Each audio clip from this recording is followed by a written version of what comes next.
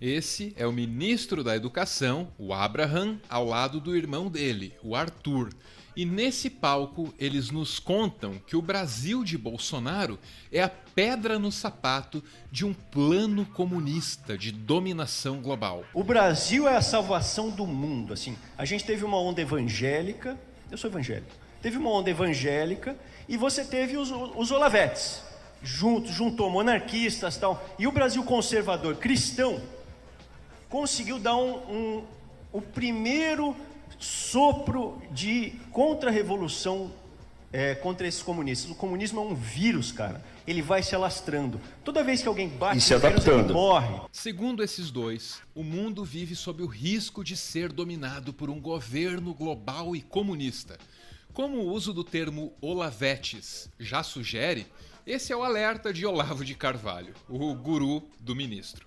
Olavo criou sua própria versão para o globalismo, que é uma antiga teoria da conspiração parida nos Estados Unidos lá pelo século XX. Segundo Olavo, existem no mundo 3 blocos distintos, operando segundo seus próprios métodos. Existe o bloco ocidental, que tenta se impor ao mundo pela via econômica. Existe o bloco eurasiano, liderado pelos russos e chineses, tentando se impor através do poder político e militar. E existe ainda o bloco islâmico, que está interessado em impor sua religião ao mundo. Ou seja, segundo a vertente brasileira do globalismo, esse mundo complexo e todas as relações internacionais nele existentes podem ser super simplificadas numa divisão em 3 partes. É impossível não deixar de notar a semelhança entre a conspiração do globalismo e o 1984 do George Orwell. Na obra do Orwell, o mundo também está dividido em 3 grandes nações. A diferença é que 1984 é um livro que te mantém entretido e te surpreende. Já a conspiração do globalismo é o contrário de tudo isso. Ela é chata e previsível. Porque nessa conspiração, e aí vai um spoiler, hein? Os comunistas do bloco eurasiano sempre vencem. Vencem graças à sua capacidade de adaptação. Por exemplo, com o experimento da União Soviética, os comunistas teriam aprendido que é inviável afastar uma sociedade das suas religiões. E se não dá para viver sem religião, então os comunistas criariam uma nova fé ou antifé, feita sob medida para alavancar a dominação global. Eu estou falando, atenção, da religião biônica universal. Tem gente que leva a sério. E toda a documentação do projeto de implantação de uma religião biônica mundial. Esse projeto está em plena fase de implementação. E toda essa gente, Dilma Rousseff, Gilberto Carvalho, está tudo trabalhando para isso. Não se iludam. Outra grande arma dos comunistas eurasianos seria o marxismo cultural. Quem fala em marxismo cultural tenta convencer você de que os membros de uma chamada Escola de Frankfurt tentavam dominar o mundo. Só que esses caras da Escola de Frankfurt eram basicamente professores universitários interessados numa mistura entre psicologia, comunicação e política e muitas outras coisas. E isso num momento histórico em que a chegada de novos meios de comunicação mudava o mundo.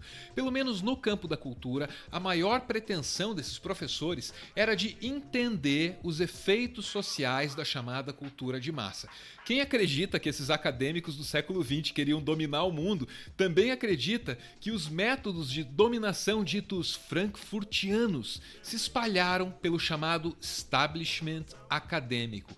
Cortar verbas do ensino das humanidades só faz sentido dentro desse contexto conspiratório. E se é assim, então o governo brasileiro, que veio para salvar o mundo do globalismo e do marxismo cultural, encontra numa teoria da conspiração, todo aquele embasamento que ele não encontra nos dados. É até esquisito, mas se conspirações como globalismo e marxismo cultural estão motivando as ações reais de um governo real, então a gente precisa entender essas coisas por mais absurdas que elas sejam. Ou pelo menos é o que defende o professor de Relações Internacionais, Davi Magalhães. Mas é um monstrengo que, de certa forma, compõe a visão de mundo dessa nova direita e ela precisa ser estudada e compreendida porque influencia nas decisões de Estado. A gente tem hoje muitos líderes dessa direita populista que que defendem a existência desse monstro e querem combatê-lo. Então é preciso entender essa entidade fantasmagórica que é o marxismo cultural, que do ponto de vista objetivo ele não faz sentido nenhum. Ou seja, o marxismo ele é uma doutrina econômica, cientificista, com projeto ou pretensões cientificistas, e a ideia de falar de marxismo cultural não faz muito sentido, mas ele existe na cabeça dessa direita e ele consequentemente pode ter reflexos importantes do ponto de vista da ação.